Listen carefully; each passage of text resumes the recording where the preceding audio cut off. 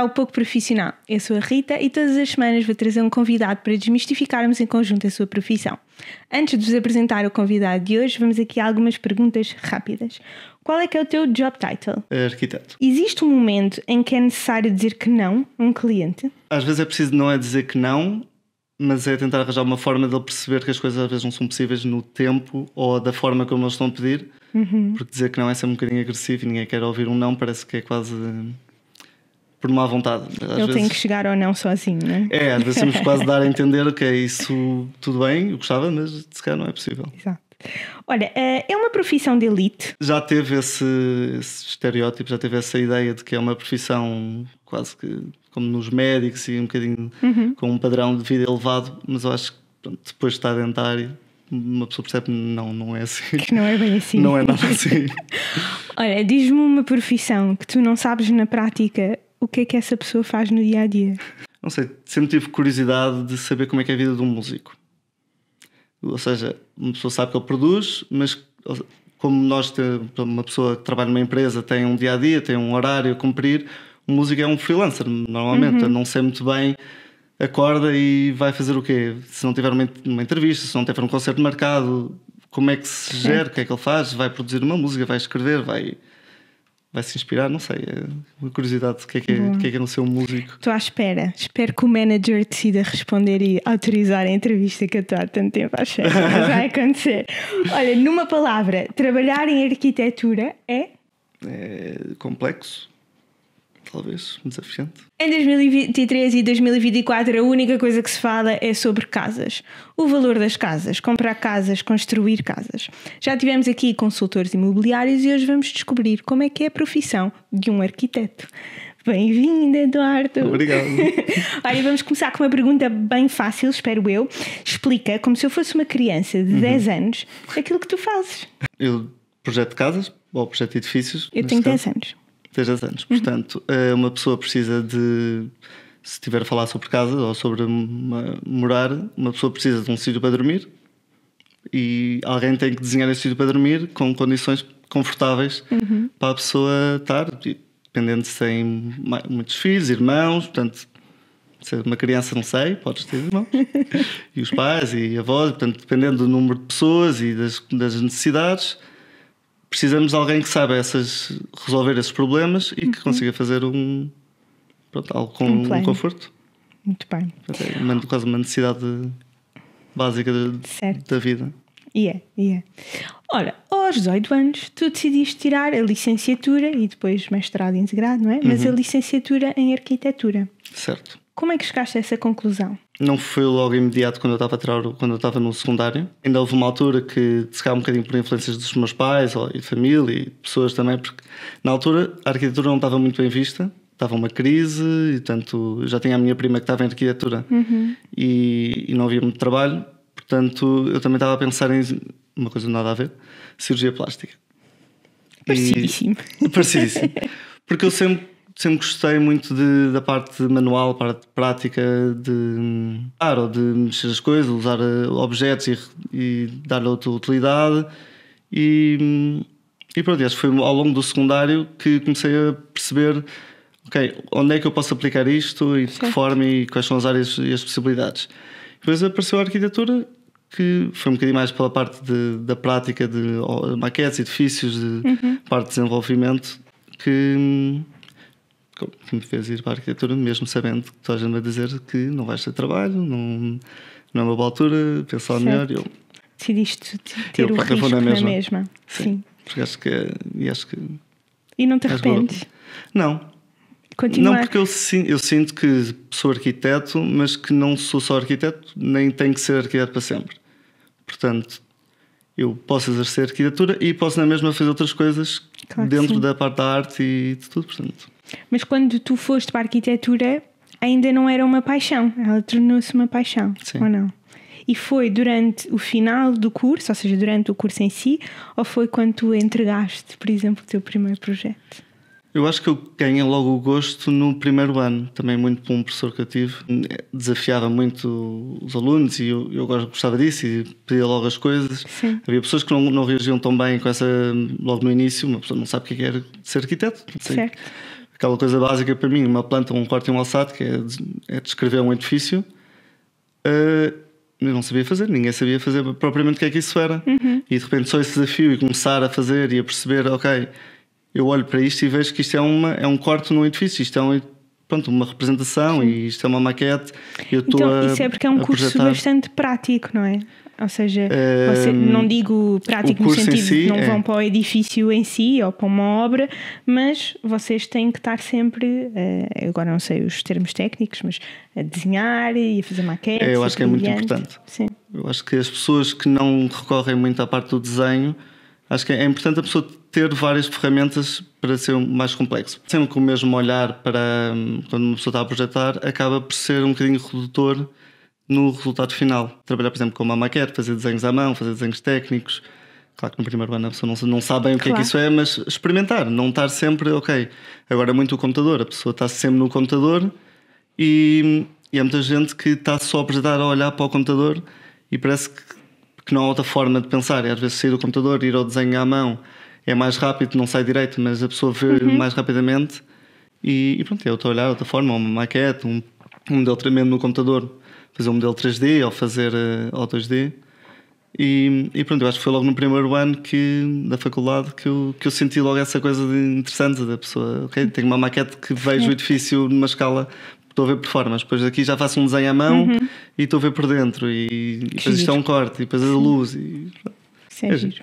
Olha, e tu depois, isso tem um mestrado integrado e em algumas áreas isso significa que existe uma especialização em arquitetura. E isso é verdade? Ou seja, existe uma especialização depois em algum tipo? Sim, quando a pessoa entra na faculdade, escolhe logo qual é que vai ser o mestrado que vai fazer, porque aquilo é integrado. Okay. Eu não tenho certeza se a pessoa também pode alterar. É possível, acho que deve dar. Mas temos a arquitetura, que é só o mestrado de arquitetura, que é de edifícios. Depois temos de interiores, temos o urbanismo, que é mais a escala dos planos urbanos, cidade, coisas mais... Okay. E qual é que é a tua especialidade? A minha arquitetura de edifícios, arquitetura... Ok, muito bem. Eu não percebo nada, as perguntas vão ser assim tão básicas, sim. Ok? A única coisa que eu sei é que para se terminar o mestrado, acho que é um mestrado, tens que apresentar um portfólio em que às vezes as pessoas estão quase um ano a fazer um portfólio. Um portfólio não é obrigatório ter. Tanto que eu digo já que eu nunca fiz o meu portfólio. Vocês terminam o mestrado, têm que apresentar uma tese, como a maioria de todos os cursos, e depois tem que fazer um estágio. É obrigatório o estágio. É obrigatório, para a ordem. Portanto, eu termino o curso de mestrado em arquitetura, mas não sou arquiteto. Ou seja, eu depois tenho que fazer um estágio de 9 meses, de um ano, desculpa. Um estágio de um ano para entrar na ordem.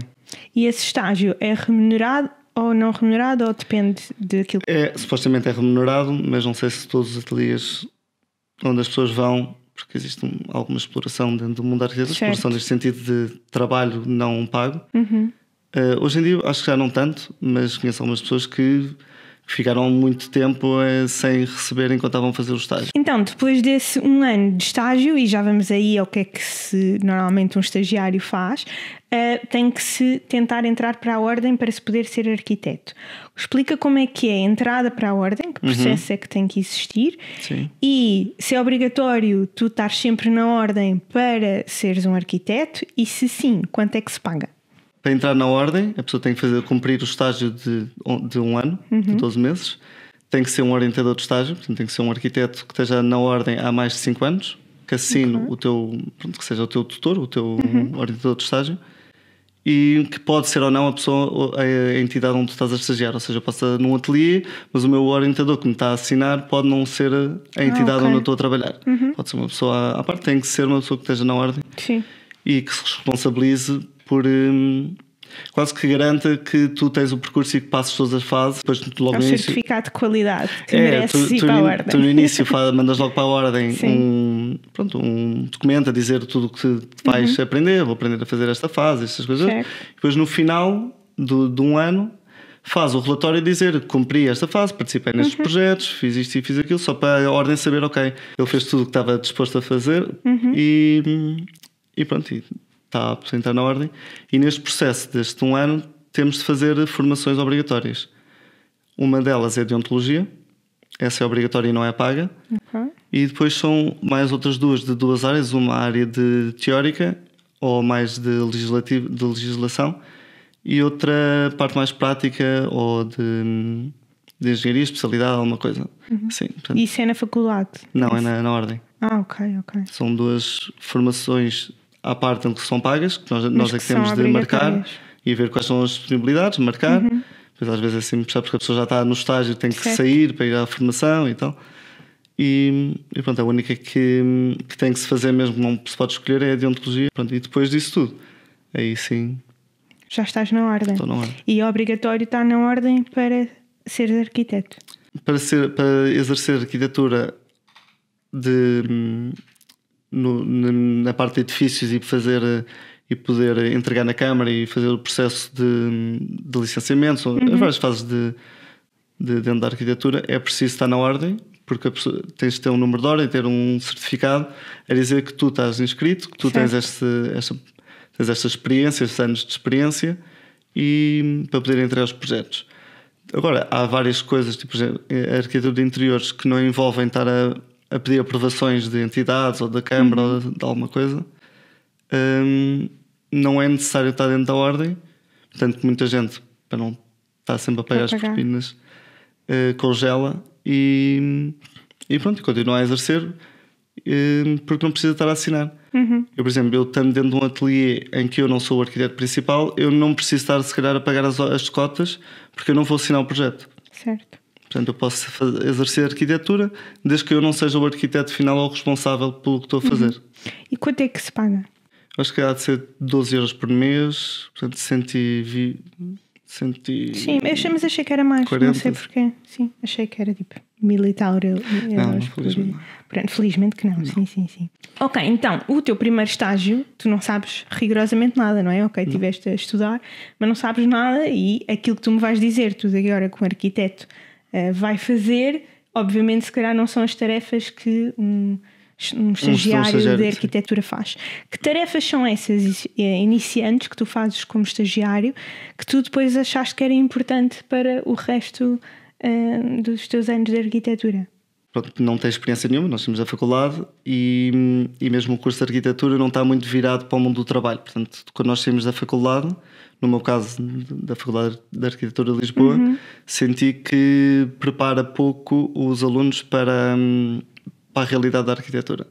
Portanto, nós vamos muito sem saber realmente o que é um ambiente de ateliê, o que é que faço no ateliê. Certo. Portanto, nós entramos lá mais ou menos de paraquedas, porque nós estamos na faculdade a fazer projetos bonitos e giros e com liberdade quase 100%, e depois é que percebemos que não. Portanto, um estagiário, pronto, falo no meu caso porque não sei, claro, no geral, pronto, começa a fazer trabalhos mais pequenos, não envolvem muita responsabilidade, normalmente coisas mais de estudos, se calhar um bocadinho mais parte criativa, se calhar, mas com a orientação de algum coordenador ou alguém que fica sempre responsável por ti, portanto, não dão logo liberdade. E pronto, portanto, no meu caso, o ateliê, quando eu fui estagiar, era do meu professor que me orientou a tese. E ele é um ateliê muito prático, usa muito a maquete como ferramenta de trabalho, ferramenta das ideias e dos conceitos. Portanto, foi logo das primeiras coisas que me meteram a fazer. Pronto, está aqui um edifício, agora vai fazer uma maquete. Uma maquete. Tipo, eu fiz maquetes no curso, mas de repente fazer uma maquete em uma pessoa pensa, como é que é fazer uma maquete? A responsabilidade. Sim. Tempo depois eu pensei, era uma maquete, tipo, uma coisa super normal, mas só que no momento a pessoa pensa, e agora? Eu não sei fazer maquetes? Será que eu sei fazer uma maquete? Como é que isto vai ser agora?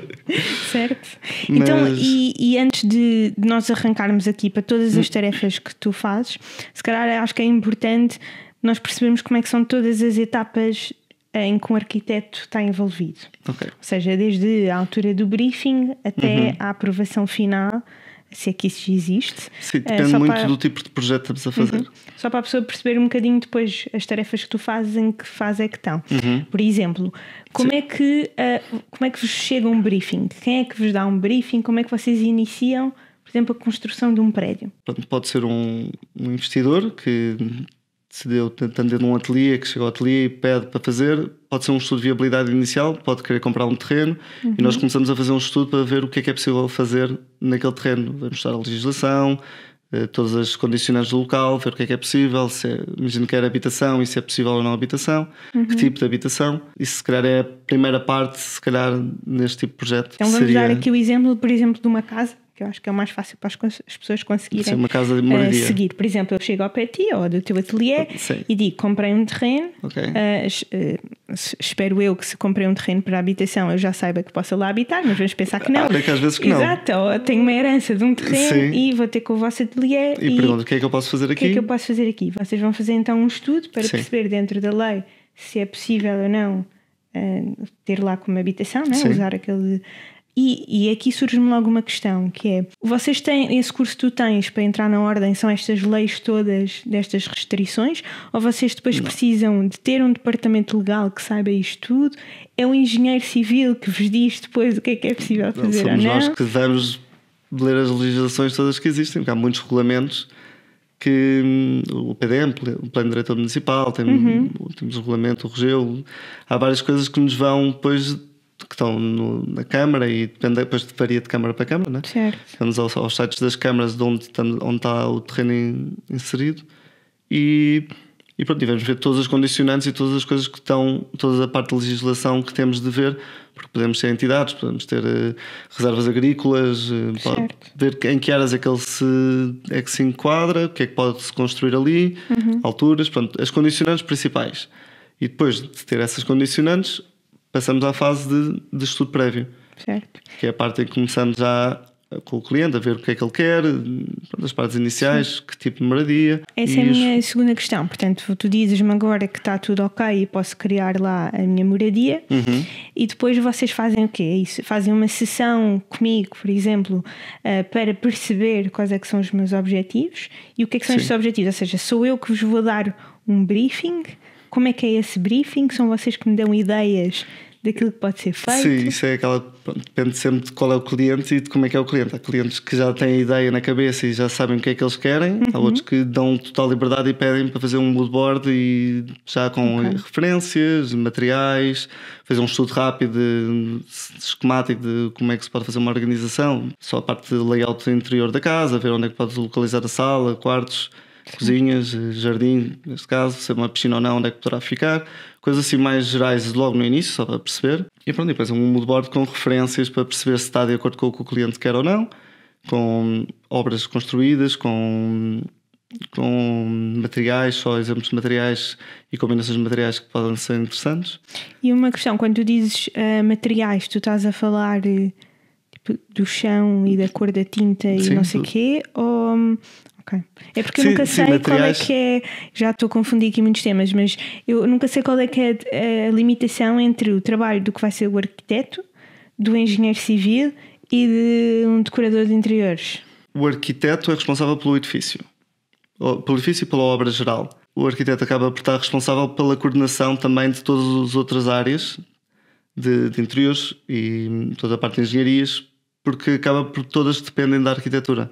Portanto, a arquitetura de interiores só entra quando a arquitetura está definida. Portanto, se eu faço o layout da casa, faço a definição dos materiais e de todo o layout do espaço, a iluminação. Claro, depois isso, quando entra a parte de interiores, eles também mexem na iluminação e isso depois é um trabalho de equipa. Portanto, isto é tudo, não há propriamente uma separação. Nós trabalhamos em equipa com os engenheiros, com arquitetos interiores, se houver ou não, pode não haver. E pronto, é muito essa parte do arquiteto, é coordenar as especialidades, porque há muito. Temos a parte da arquitetura e depois temos a parte das engenharias, que temos o AVAC, ar-condicionados, os esgotos, que são departamentos diferentes, estudos diferentes, estrutura. Certo. E nós depois fazemos quase com um coordenar para ver se bate tudo certo. Eu digo, nós estamos alinhados, fazemos aqui uma sessão de briefing, vocês mostram-me, por exemplo, alguns planos do que é possível fazer. Sim. Eu digo, ok, está mais ou menos por aí, pode ser este número de quartos, é este número de casas de banho que eu quero. O cliente diz as suas necessidades, quer isto, gostava daquilo. Pronto, é quase um primeiro briefing de troca de ideias. Certo. Depois o que é que nós achamos que faz sentido no local, o que é que o cliente gostava de ter, porque quem vai morar é o cliente. Portanto, eu posso querer uma coisa, mas o cliente é que vai morar lá. Certo. Portanto, tu é que vais morar lá. E pronto, gostava imenso de ter um alpendre enorme e uma casa só de um piso. Imaginando que eu olhava para o local e achava que não faria sentido. Certo. Mas se o cliente é um gosto ter e pronto, e se é possível, se calhar a pessoa, pronto, acaba por ser uma coisa de equipa. Certo. Depois vocês pegam no meu briefing, não é? Do meu feedback, e o que é que fazem em seguir a isso? Depois desenvolvemos um plano geral, que é o estudo prévio. Portanto, começamos a documentar o edifício já mais rigorosamente, com as áreas, já com o layout, já com as paredes, espessuras e tudo, já também com materiais, um estudo de materiais. Podemos já entrar com... Depois existe a parte de renderização que pode ou não ser necessária. Portanto, o cliente, por exemplo, pode escolher: gostava de ter uma ideia de como é que vai ser o aspecto.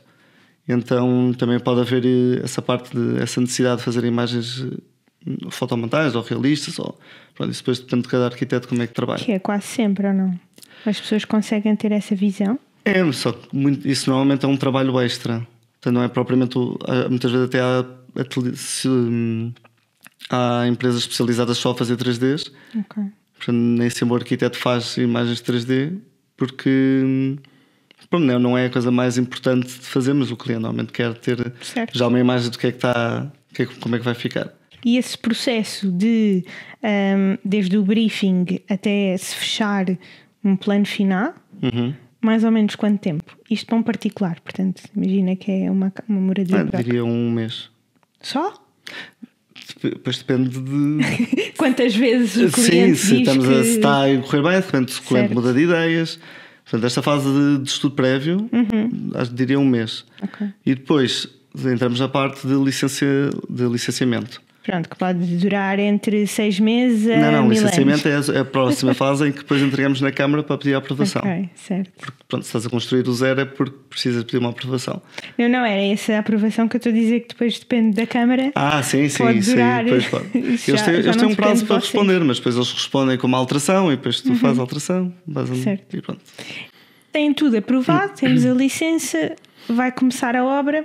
Depois depende do ateliê, pode estar tudo junto, não é? Com os engenheiros de obra, ou seja, a obra ser executada pela equipa do ateliê ou não. Isso depois depende da política a obra de cada... é por uma equipa de empreitada que pode estar composta dentro do ateliê ou não, não é? Normalmente não está. Normalmente é uma empresa de construção que está responsável pela obra e tem os engenheiros, e depois temos o arquiteto que vai lá fazer o acompanhamento da obra. Portanto, nós, a partir do momento em que entregamos o projeto, depois fazemos o acompanhamento da obra. Mas existe a equipa de engenharia, de construção, que está responsável por cumprir o que nós deseamos. Passado um ano, a moradia está feita. Podemos ter que fazer as telas finais, que é: tu entregas o projeto é realizado e depois pode ter, ou seja, se houver alterações no projeto em fase de obra, tu vais-te voltar a documentar e fazer exatamente o que é que ficou construído. Portanto, as telas finais e a partir daí está fechado e pronto. Então tenho aqui algumas questões. Por exemplo, vocês têm o plano final. Antes de enviarem para o licenciamento, para ter a licença na Câmara, vocês têm que mostrar esse plano, por exemplo, a algum engenheiro civil. É importante. Que é para garantir que, sei lá, os esgotos... Sim, eu conheço muitos ateliês e sítios que não o fazem para agilizar os processos e não pensam logo na parte estrutural, não pensam na parte daquilo que eu estava a falar um bocadinho das infraestruturas, o AVAC, os esgotos, porque isso são coisas que fazem parte da arquitetura. Certo. A pessoa não pode simplesmente fazer uma casa e não pensar que esses elementos existem e têm que passar em algum sítio. Por isso acho que é importante e mesmo para entregar na Câmara tem que se entregar pode ser na fase a seguir ou em conjunto com o projeto de arquitetura, um projeto de engenharia que apoie o projeto de arquitetura e que responsabilize, que valide e que todas as decisões que estamos a tomar são possíveis. Sim. E o que é que significa acompanhar a obra? Ir à obra e perceber se estão a cumprir o projeto que estamos a fazer. Há alguns problemas que podem existir na obra e resolvê-los. Às vezes há coisas que desenhamos e que afinal não são possíveis por uma coisa qualquer que aconteceu ou desenhamos, achar que era possível e afinal não é. E temos de ir à obra e eles perguntam como é que resolvemos este problema e pronto, nós vamos lá e tomamos uma decisão ou em obra ou voltamos para o ateliê e arranjamos uma solução e voltamos a enviar. Dá-me um exemplo de um problema que possa existir. Por exemplo, teres uma conduta que está a passar, que foi necessária passar no meio da sala e de repente tens uma sanca, Ok. Tens assim tens um volume a aparecer-te no teto e tu não estavas a contar e tu de repente isto uma coisa que não estava prevista ou que não estava, não sabíamos, ou que não estávamos a pensar que ela ia existir e pronto, a pessoa tem que tentar arranjar uma forma de integrar na arquitetura. Agora, problemas do arquiteto, às vezes o facto de estarmos a desenhar uma porta, uma casa de banho e desenhamos um móvel de uma forma e a porta depois não abre ou sei lá, coisas assim que podem acontecer, que espero que não seja muito comum, mas às vezes acontece e a pessoa no momento decide, move-se a porta para o lado, o armário fica mais pequeno, muda-se o armário, aquelas decisões que podem acontecer, ou o foco da luz, vamos lá ver e afinal não está muito bem. No projeto parecia que estava bem centrado, mas afinal não faz sentido centrado tanto na obra e afinal devia estar ali. Vemos quando vemos realmente que em projeto nós achamos que fica bem e está tudo equilibrado e está tudo bem. E depois em obra é que realmente vamos perceber, ok, se calhar afinal não era bem assim. Certo. E pronto, a pessoa depois vai afinando e... Se nós tivéssemos que categorizar o teu dia, que é sempre diferente, como é óbvio, depende do estágio em que está a obra e não está a obra e por aí adiante, mas se tivermos que tentar categorizar para perceber que tarefas é que tu fazes, como é que é um dia, uma semana tua? Depende sempre de qual é o projeto que eu estou a trabalhar e a fase em que estou a trabalhar. Mas se estiver a fazer o trabalho na parte de estudo prévio, o meu dia é estar a fazer desenvolvimento das peças desenhadas, estar a fazer pesquisa de referências, estar a fazer os vários testes e os vários estudos das possibilidades e das várias tentativas até chegar à solução final. Portanto, acaba por ser um trabalho não digo repetitivo, mas não é propriamente faço uma tarefa e vou fazer outra. Certo. São tarefas, são contínuas e não têm propriamente fases dentro delas. Portanto, eu estou a fazer um estudo prévio, ou estou a fazer um licenciamento, dentro delas eu tenho que desenvolver ao longo de algum tempo. Portanto, é tudo feito em computador. Portanto, estou sentado sempre numa cadeira à frente do computador, maioritariamente. Certo. Posso fazer essa pausa para, se estiver no estudo prévio, fazer uma maquete. Se eu acho necessário, ok, não estou a conseguir resolver este problema aqui em computador, ok, vou parar, vou fazer aqui uma maquete.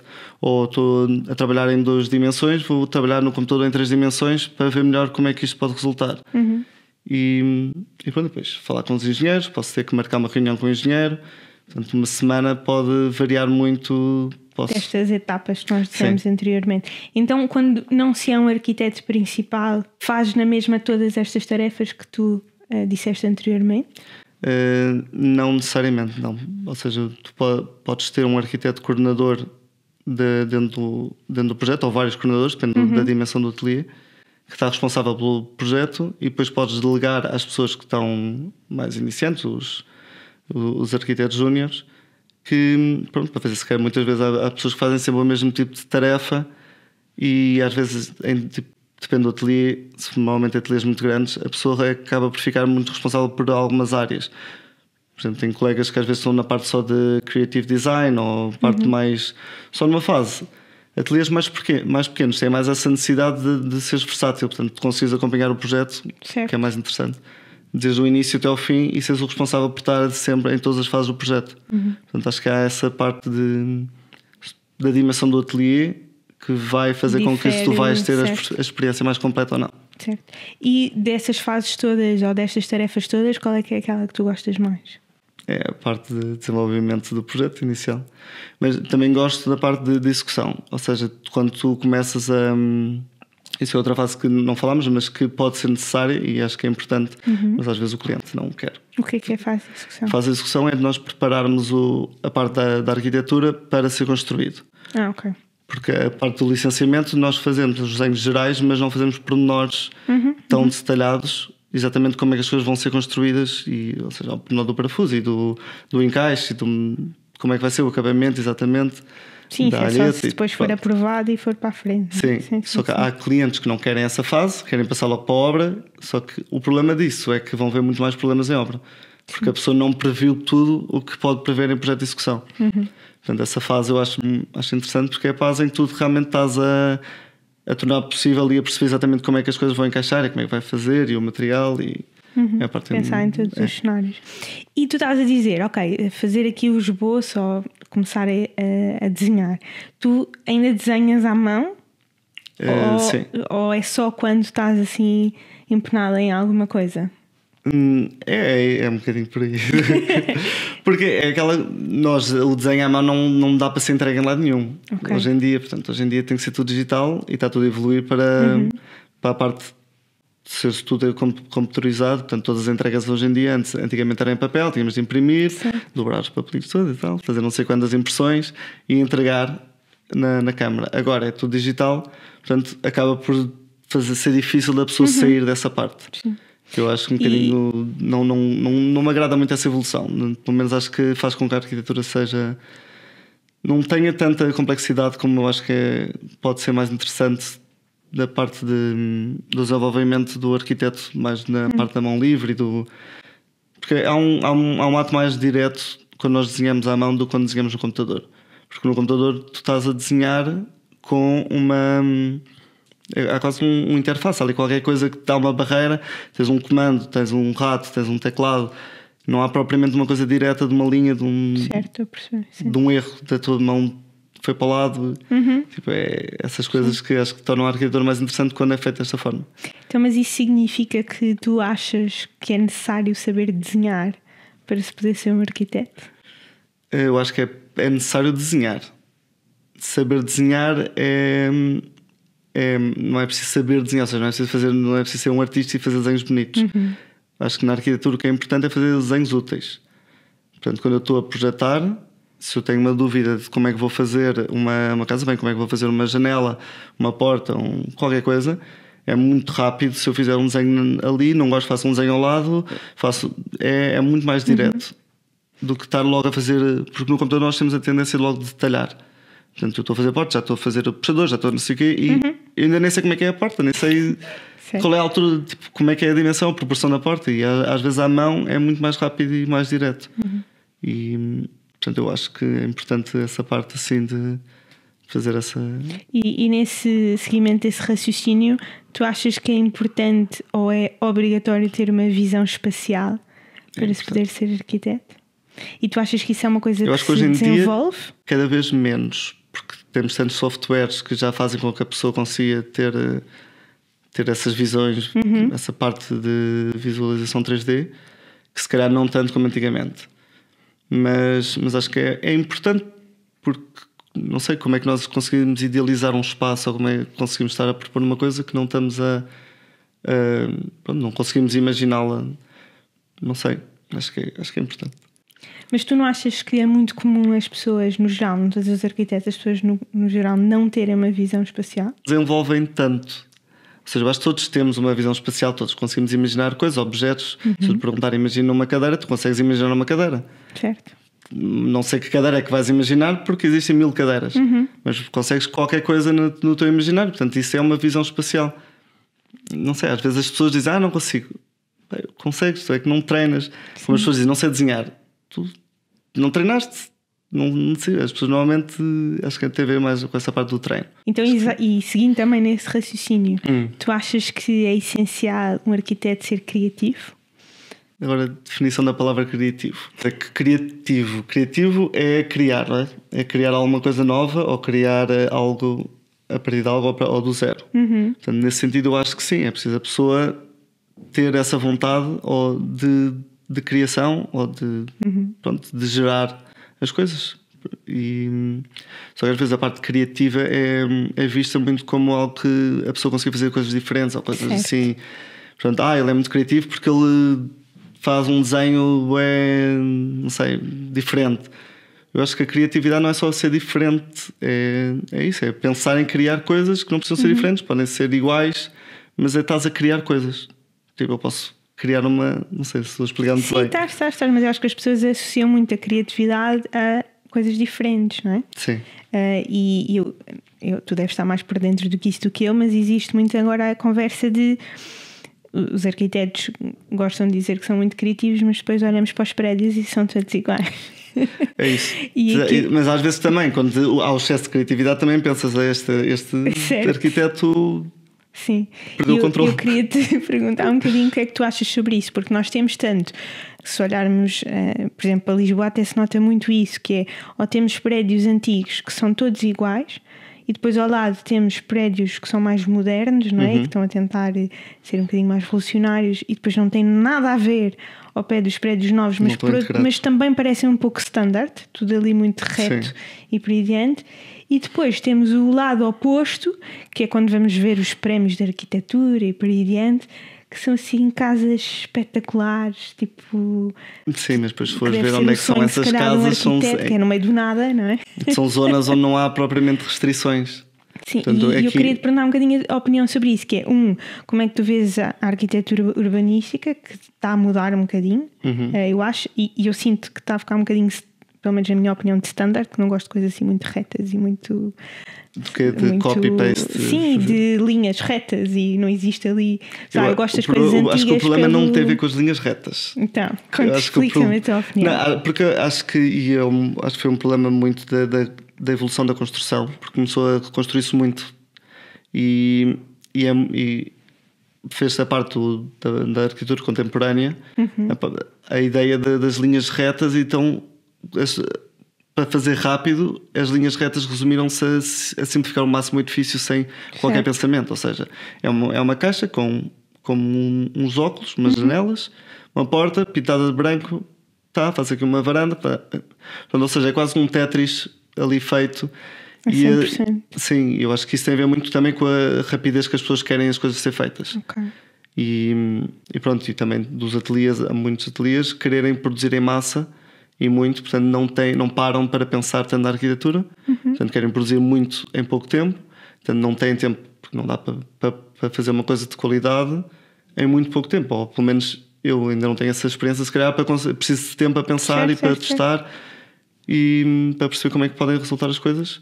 Eu acho que é um bocadinho nessa onda que as coisas estão a ir, a arquitetura moderna, como estavas a dizer, é muito simplificada. E as pessoas acham, isto de linhas retas, não gosto, quero os ornamentos. Mas uma pessoa pode ter um edifício ornamentado com coisas mais geométricas, com mais linhas direitas.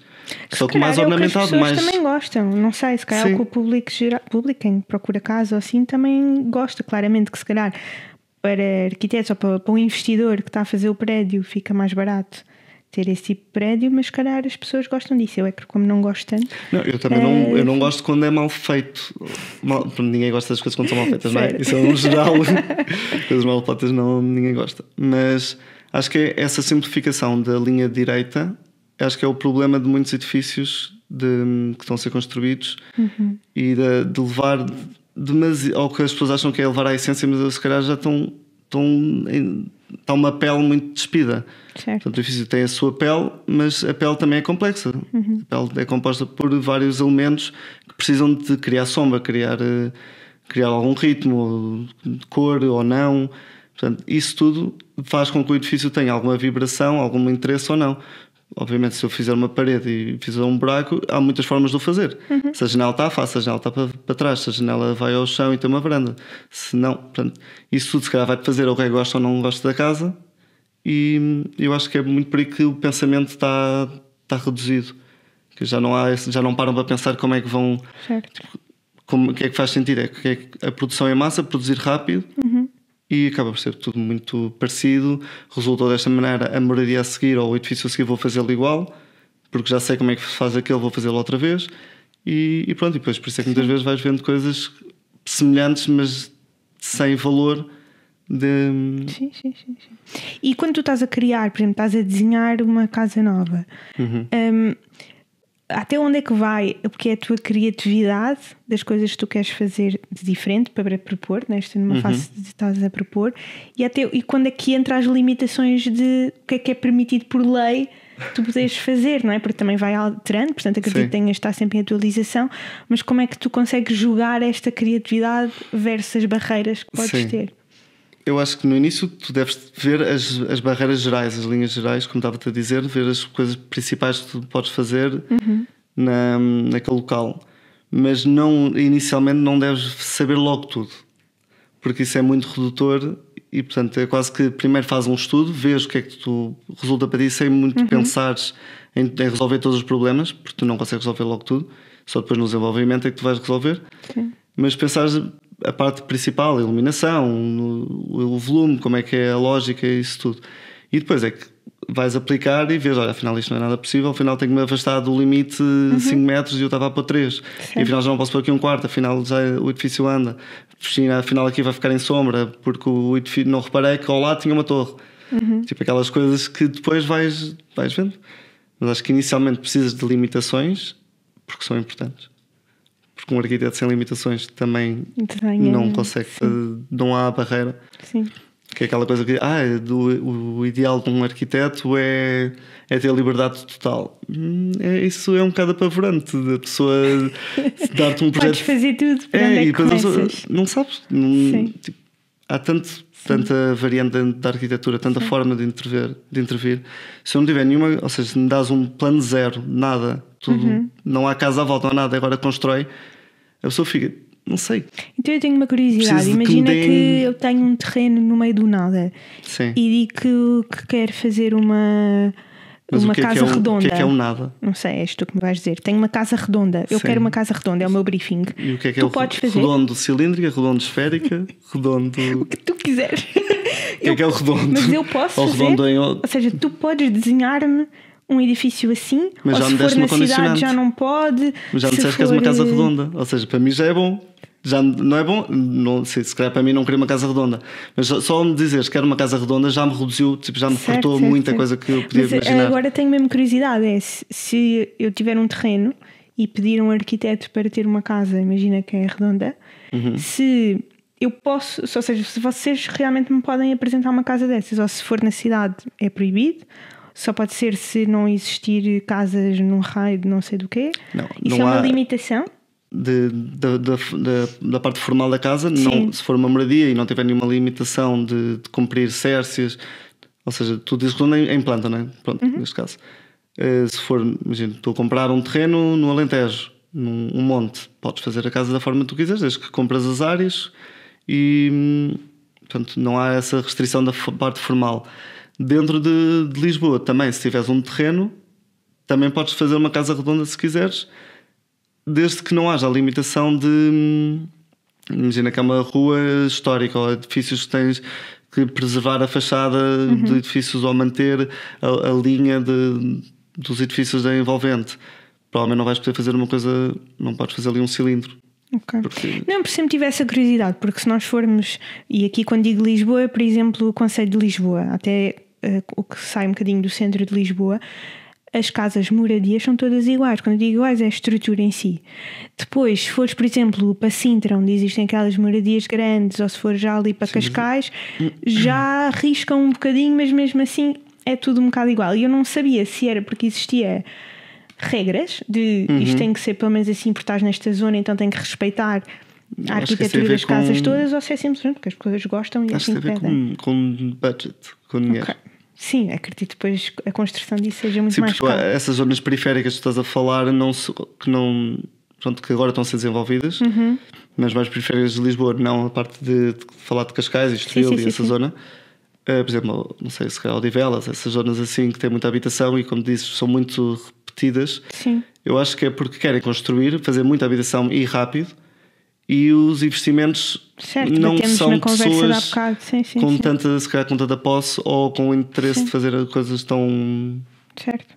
Tive sempre só a curiosidade, não percebia se era porque era assim ou se existia mesmo uma lei que acabava de fazer tudo igual ou não fazer tudo... Não. definir isso. Não, se estiveres num centro histórico, por exemplo, em Lisboa, tens várias zonas de Lisboa que tu tens várias restrições de, por exemplo, do telhado ser em telha ou não, depende da zona onde estás a construir.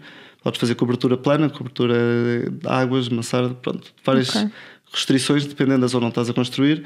Podem ser zonas protegidas ou zonas em que tens de manter a imagem da envolvente, e aí tens essas restrições e isso não podes fazer a tua casa cilíndrica ou redonda. Apesar de que há zonas onde há arquitetos que conseguem fazer e dão a volta e arranjam formas de o fazer, mas que, pronto, se calhar são esses casos que tu olhas e dizes isto está aqui estranho. Sim. E tu achas que é o sonho de quase todos os arquitetos ter assim, daquelas casas super diferentes que se vê nos prémios de arquitetura, ou isso é tipo um nicho de pessoas que realmente não sei, ou são apaixonadas pelo design, ou são apaixonadas por fazer mesmo projetos diferentes.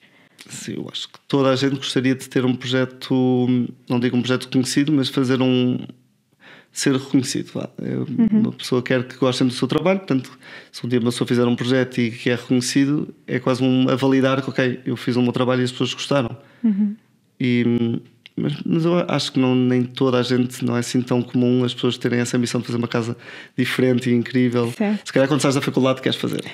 Depois entras no mundo da arquitetura e percebes isto não é assim. Bem. Então isso faz-me levar a pergunta, como é que é a evolução de um arquiteto? Ou seja, e claro que a ambição depende de pessoa para pessoa, mas o que é que significa ser um arquiteto de sucesso? Como é que se tem que caminhar até lá e o que é que significa esse sucesso? Para mim, sucesso, ou o que eu quero alcançar um dia, é eu estar confiante do que é que eu estou a fazer. E as pessoas reconhecerem o meu valor no meu trabalho e procurarem-me já pela qualidade do meu trabalho. E acho que isso é uma coisa que demora muito tempo a ser conquistada e só começas a conseguir ter esse feedback quando és tu a trabalhar, quando estás a fazer tens o teu próprio ateliê ou assim. Ou trabalhas em equipa. Normalmente ateliê em equipa funciona sempre melhor porque é importante ter essa troca de ideias e tudo. Mas acho que essa parte é isso que eu acho que é um arquiteto de topo ou uma pessoa quando chega lá é quando é visto, é reconhecido pelo bom trabalho que está a fazer, pelas obras que fez e quando já tem a confiança de que do que está a fazer está bem feito. Eu hoje em dia tenho muitas questões, tenho muitas dúvidas de que se o que eu estou a projetar realmente está bem feito, demoro muito mais tempo a projetar, a decidir. Portanto, acho que a experiência é o que te vai fazer com que tu mais rapidamente chegues às soluções, porque já testaste, já percebeste se resulta, se não resulta, e acho que é essa evolução que faz com que tu sejas mais reconhecido ou não e consigas fazer um dia uma casa que toda a gente adora ou é incrível. Sim. Acho que é mas não sei se tu sabes sempre tudo, porque, por exemplo, agora que já não é agora, mas nos últimos anos está-se a dar muito foco à sustentabilidade. Sim. E agora existem os conceitos de passive house e por aí adiante. E portanto isso significa que vocês também têm que estar sempre em atualização, não só pelos temas legais que estão sempre a alterar, mas própria porque as pessoas têm mais foco assim. Sim. Tu nos projetos que estás a fazer atualmente já estás a ter mais atenção a estes temas da sustentabilidade e se sim, o que é que realmente altera? Sim, ou seja, nós num projeto geral podemos ter vários cuidados em relação ao tema da sustentabilidade, como na escolha dos materiais, do seu impacto, se é um material natural, se tem alguma parte de transporte, de poluição, a parte toda do material também é um tema. Depois a parte da eficiência energética do edifício, portanto, o facto da casa não necessitar de muita parte de infraestrutura para que ela tenha o seu equilíbrio e o conforto, através das técnicas básicas da parede, constituição da parede, dos vãos, de sombreamentos, todas as técnicas que tu podes recorrer para que a casa seja quase autossuficiente sem necessitares de sistemas de aquecimento. Portanto, isso é a parte de sustentabilidade que está mais intrínseca dentro da arquitetura e que acabamos sempre por estar a aplicá-la. Depois temos a parte de energias renováveis, também é muito importante e aplicar a parte de tratamento de energia solar, águas, por exemplo, se for o caso. Essa escolha de materiais que tu estás a dizer, se calhar esses materiais ao início são mais caros, ou não? Por exemplo, para o investidor, isso realmente é um tema que lhe vai impactar financeiramente, que depois o possa levar a não ir por essa opção? É um tema isso. Também a parte do orçamento e a parte do preço dos materiais, às vezes é complicado, estamos a sugerir um material que, por exemplo, uma madeira ou algo que possa não ter um impacto tão grande. Certo. E eles não querem, porque por alguma razão ou é mais caro, ou não querem a madeira, preferem o material que viram e querem aquele, e a pessoa depois fica meio ali sem saber como é que há de dar a volta. Olha, e outra curiosidade, a maioria dos prédios, pelo menos em Lisboa, que é aqueles que eu conheço, são péssimos no inverno e são péssimos no verão. Tu sentes agora pela experiência, não só do que ouves das pessoas, dos teus colegas, não é? Mas daquilo que tu também fazes, que se está a construir neste momento prédios diferentes para resolver essa problemática? Não, acho que está a construir melhor, tanto também por haver muito mais legislações e ser muito mais rigoroso a parte de eficiência energética. Portanto, nós quando entregamos o edifício tem que se fazer um estudo, departamento de engenharia, estamos a cumprir e que o edifício tenha a parte o certificado energético dentro dos parâmetros, ou A ou B, pronto, que tem os vários tópicos, os vários escalões, e portanto é muito mais rígido hoje em dia do que antigamente.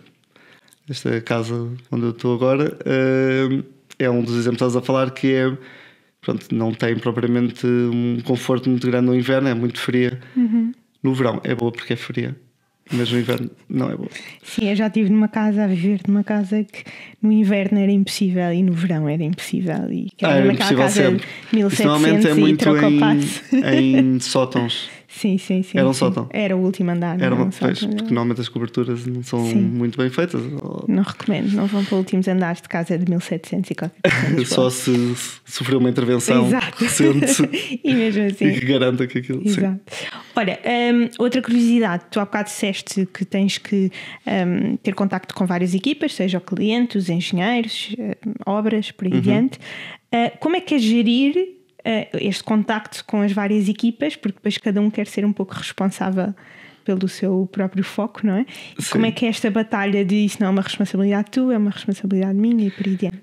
Às vezes é complicado, porque nós estamos a desenvolvermos o nosso projeto, o estudo prévio inicial que não tem ainda a parte das especialidades, e depois começamos a pôr as especialidades na parte do licenciamento, onde começam os engenheiros a fazer os estudos preliminares.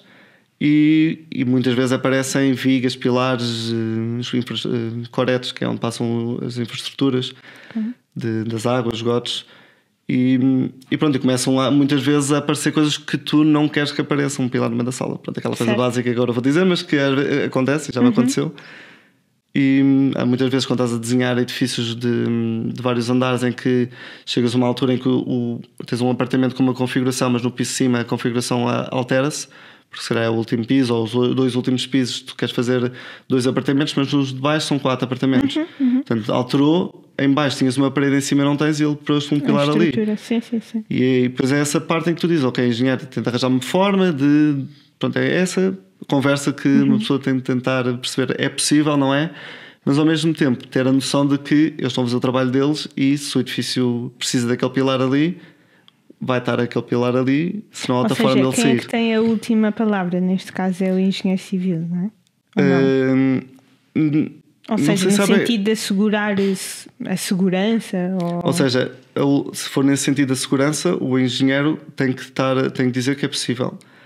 Mas o arquiteto, para mim, tem que ter a função de que tem que estar dentro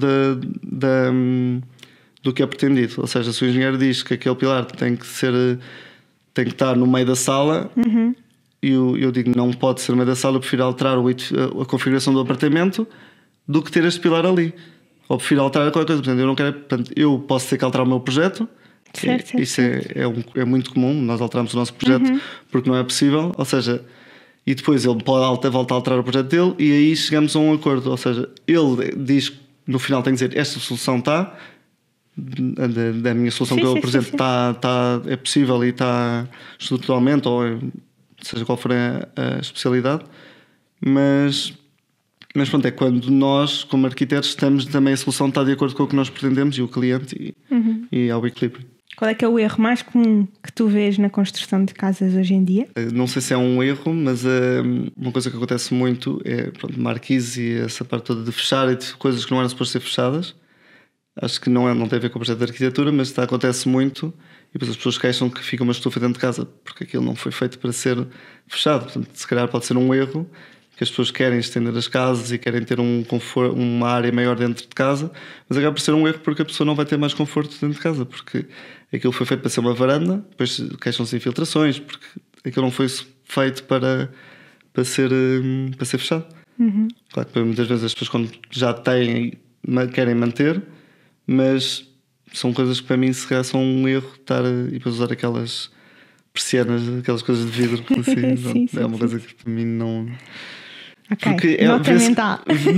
Não sei, resulta em muitos sítios e dá um conforto, porque pronto, queres estar a usar a tua varanda ou da tua zona e tens ali uma zona protegida. Mas tem que pensar nas consequências a longo prazo. Sim, do que é que mas isso eu pode trazer. Como arquiteto, e quando olho para um edifício, E normalmente não há uma coerência das pessoas com os vizinhos, não é? Cada pessoa faz o que quer. Portanto, o vizinho do primeiro andar decide pôr essas persianas, o do segundo andar decide pôr as janelas de correr, e o outro tem da batente e o outro tem fixas. Pronto. E um tem a caixilharia de metálica. Pronto, e a pessoa depois olha para o edifício, isto é um edifício com varandas, equilibrado, e de repente é o que nós muitas vezes vemos nos bairros sociais e aquelas zonas que nos dizem que feio, porque se tornaram feios por causa disso. Isso é um erro. Como arquiteto, ele chumba. Olha, apesar de ter uma marquesa aqui em casa. Exato. Já gastava. Na tua opinião, qual é que é aquela coisa essencial que as pessoas devem ter todas em casa? Se tu agora fosses fazer um prédio, eu vou pôr em todas as casas isto. Uma ilha. Uma ilha? Porquê? Não só uma ilha, mas acho que eu numa cozinha... Não é a coisa mais importante numa ilha numa cozinha, mas eu gosto muito de bancada. Acho que é uma função muito importante numa cozinha, é a bancada. Acho que para além da arrumação, que as pessoas querem esconder tudo e ter as coisas todas fechadinhas e isso tudo, acho que a pessoa vai à cozinha precisa de zonas de trabalho. Portanto, precisa de ter uma zona plana onde possa desenvolver toda a parte de cortar, lavar, empratar, cozinhar. Pronto. Certo. E acho que a ilha é muito versátil nesse sentido, em que pode estar muita gente, de várias pessoas a trabalhar no mesmo sítio. Acho que também em termos de sinergia da casa também acho que é interessante. A pessoa está de um lado, a outra está a cozinhar, a outra está... Acho que é um elemento, se for possível pôr numa casa, eu acho que é importante e é uma mais-valia numa casa. Muito bem. E qual é que é a tua opinião sobre open space? Gosto e faz sentido nos casos em que faz sentido. Ou seja, as pessoas querem todas abrir as casas para parecer que têm uma casa maior, mas nem sempre parece que ter uma casa maior é uma casa mais confortável. Eu estar numa sala e não saber que não sentir que estou dentro da sala, certo. E estou meio na sala, estou meio na sala de jantar e estou meio na cozinha, tu estás a ver televisão à noite e não estás confortável, não estás ali quase que na tua gruta. Vá, que às vezes a pessoa quer se recatar e estar um bocadinho no seu espaço, quer-me sentar no sofá e estar aqui a ver televisão. E quero sentir que estou protegido e estou aqui. Eu percebo a 100%. Eu odeio open space. Eu não quero estar nem no meu sofá, nem na mesa de jantar a olhar para panelas que acabaram de ser cozinhadas. Portanto, eu nunca iria sentir esse conforto, mesmo que seja gigante a casa, porque ia estar a olhar para uma cozinha. Eu não quero estar a olhar para uma cozinha. Pronto, depois há formas de desenhar a cozinha. Pronto, isso depois é essa parte toda. Pode não ter as panelas à mostra, não é? Faz sentido quando realmente há essa necessidade de... apartamentos muito pequenos, em que realmente as divisões vão ficar muito pequenas, com áreas mínimas e não tens propriamente espaço para fazer uma sala de jantar. Então a sala de jantar tem que ser quase a cozinha, ou imagina tens uma ilha, que serve de sala de jantar, serve para refeição e serve para como bancada da cozinha também de trabalho. Sim, é muito comum. E depois tens logo o sofá. Se calhar isso faz sentido quando as casas são pequenas e precisas de ter esses espaços mais conectados para não estar tão dividido, porque uma parede é limitador quando a casa é muito pequena. Por exemplo, isso para mim é uma tendência. Ter open space ou kitchenette para mim é uma tendência. Eu comprei casa este ano e tenho-te a dizer que quando eu punha como requisito, para mim é mesmo um requisito a cozinha ser à parte, e quando eu colocava isso como um requisito, mais de metade do número de casas desaparecia. Portanto, eu, por exemplo, acho que isso é uma tendência agora nas casas novas ou remodeladas, é serem open space ou ter uma kitchenette. Mas é porque muita gente procura isso porque acha que é isso que vai fazer com que a casa vai ficar, para ser maior e mais luz e mais... Mas não, vais tirar muitas vezes o valor de teres o teu espaço de cozinha e ter o teu espaço de sala. Sim. Então, e quais é que são as principais competências de soft skills e técnicas que é preciso para ser um arquiteto? O software mais utilizado nos ateliês de hoje em dia é o AutoCAD. É o mais comum, que é uma ferramenta rigorosa de 2 dimensões e serve muito para desenhar. Também tem a vertente de 3 dimensões, mas em ateliê normalmente neste software só trabalhamos em 2. Agora está a começar a ver, se calhar nos últimos anos começou a entrar o software, o BIM, que é a parte de modelação e ter já a parte de infraestruturas e de engenharia já dentro do projeto. Portanto, é um software que consegue combinar as duas tridimensionalmente. O projeto de engenharia e o da arquitetura vão logo intersetar-se e facilita também o trabalho de compatibilização das áreas. Que, pronto, há vários programas, há o Revit, portanto, é o mais utilizado dentro dessa área, que começa a ser um dos principais a ser pedidos em requisitos de arquitetura nos ateliês para para arquitetos que estão a começar agora. O que é que te deixa mais desanimado no teu trabalho? Quando o que eu desenvolvo é aceito e gostam. E acho que é a parte que é a concretização de... Nós estamos a desenvolver um edifício dentro da nossa visão. E quando é aceito e quando é agrada a alguém, pronto, acho que é comum às pessoas, quando há alguma coisa que a pessoa faz e a outra pessoa fica contente, a pessoa fica pronto. Sim. E o que é que te deixa mais desanimado no teu trabalho? É se calhar quando está muita parte burocrática e a fase do projeto em que tens de estar muito na parte de legislação, confirmação de leis e possibilidades e, por exemplo, loteamentos é outro tipo de projeto. Estás a fazer os lotes, de definir o que é que podes construir ali, tens a ver todas as restrições. Portanto, são coisas muito mais complexas e não têm tanta parte criativa e tu tens de estar quase a cozer todas as diferentes documentações que existem e interceptá-las. Não é um trabalho muito divertido e, portanto, eu já tive de fazer algumas vezes e é aquele tipo, não. Olha, tiveste algum ideal sobre arquitetura ou trabalhar em arquitetura que tenha sido destruído? Acho que é a parte da liberdade da liberdade criativa desta parte toda da câmara que a pessoa não sabe que isto existe. Portanto, eu acabo o curso de arquitetura e uma pessoa não sabe bem que existe esta entidade de câmara que vai-te limitar em muitas coisas e não vais começar o teu projeto e vais ir devagar e estar ali e que tens o teu tempo, todo o tempo do mundo quase. E ganha-se bem a arquitetura? Pronto, a profissão da arquitetura acho que não é muito bem reconhecida na parte do seu valor e do trabalho que dá. Acho que muita gente não tem noção de todo o trabalho que está envolvido num projeto, porque a maior parte das pessoas vê o trabalho final e esquece que para chegar àquele resultado final houve todo um estudo, toda uma experiência da pessoa, toda uma formação para chegar àquele resultado, para que aquilo funcione. E há muita gente que acha que aquilo é um rabisco e está feito. Portanto, acho que essa parte influencia muito na remuneração do arquiteto, é as pessoas valorizarem. Mesmo sendo um arquiteto principal, também não se ganha bem? Eu acho que podes começar a ganhar bem quando começas a ter o teu próprio ateliê. Mas acho que envolve sempre muito trabalho. Ou seja, é um ganhar bem, mas não é um ganhar bem que tu podes parar de trabalhar. Ou seja, é quase que estás a ganhar bem, mas trabalhas o dobro do que trabalhavas, quase. Porque a tua responsabilidade é gerir um ateliê. Portanto, eu sei que eu neste momento estou em híbrido, estou a colaborar com o ateliê e estou em part-time a trabalhar como freelancer. Sim. Eu sei que ser responsável por um ateliê tem esse benefício de tu conseguiste ter mais lucro, mas tens a parte de responsabilidade que é enorme e tu deixas de quase ter tempo para... Sim, de gerir a própria empresa. Sim, não é aquele trabalho, não é aquela profissão em que a pessoa acha que chega a um momento em que, ok, isto agora funciona sozinho, eu já tenho um ateliê enorme, há ateliês que funcionam sozinhos, mas tu quase que não queres que ele funcione sozinho, tu queres participar e queres estar lá a gerir e tu a controlar, entre aspas, não é controlar as pessoas, mas garantir que o trabalho está a sair com qualidade. É a tua marca, não é? É isso. E, pronto, e gostas de o fazer. Em Portugal e lá fora ganha-se bem? Acho que lá fora é melhor remunerado, acho que mais reconhecido. Também tens ateliês muito maiores. Partilha um conselho profissional com uma pessoa que amanhã vai ter o seu primeiro dia de estágio.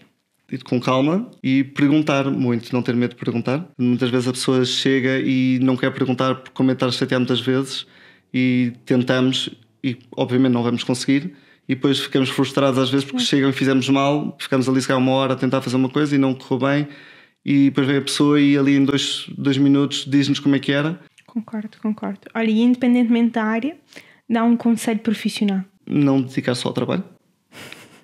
Não, acho que é um conselho que acho que é importante. Que acho que as pessoas quando estão focadas só no trabalho, o trabalho também não tem a qualidade que poderia ter quando tens a parte da tua vida. Porque é muito importante a pessoa parar, porque tens um problema, tu muitas vezes tens de parar para ver o problema de fora. E em arquitetura nós temos, dentro do projeto, temos muitos problemas, por isso é que às vezes, há bocado também estava-te a falar em mudar da forma como estás a projetar ou como estás a desenvolver o projeto. Se tu estou a desenvolver no computador, tenho um problema, não estou a conseguir resolvê-lo aqui, se calhar tenho que fazer de outra maneira, se calhar vou ter que fazer para o papel, se calhar vou ter que fazer de outra maneira, tenho que sair dali.